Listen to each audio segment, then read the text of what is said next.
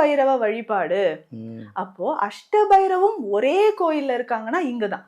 ஓ, அப்போ நமக்கு எவ்வளோ ஒரு நன்மைகள் கிடைக்குது பாருங்க. மருத்துவமும் கிடைக்குது, சிவனோட 3 திருக்கோலங்களை நம்ம பாக்குறோம். ஞானப்பால் கொடுத்த ஒரு இடம் அப்படின்னு சொல்றோம். மனதிற்கு தைரியம் தரக்கூடிய பைரவர், அஷ்ட பைரவரும் ஒரே ஆலயத்தில் இங்கதான் இருக்கிறாங்க.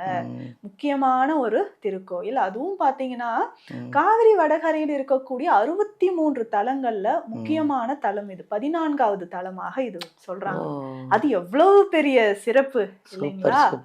அதுவும் முக்கியமாக பாத்தீங்கன்னா நிறைய ஆழ்வார்கள் இங்க இருந்து தொண்டு செய்த, கணநாத ஆழ்வார்கள் இங்க இருந்து தொண்டு செய்திருக்காரு.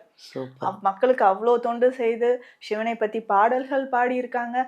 இதுல முக்கியமாக பாத்தீங்கன்னா ஸ்தல விருட்சம் மூங்கில், மூங்கில் பாரிஜாதம். இது பெரும்பாலும் மூங்கில் அப்படின்னு சொன்னாலே நமக்கு அந்த மூங்கில் அடுத்தடுத்து வந்துகிட்டே இருக்கும்.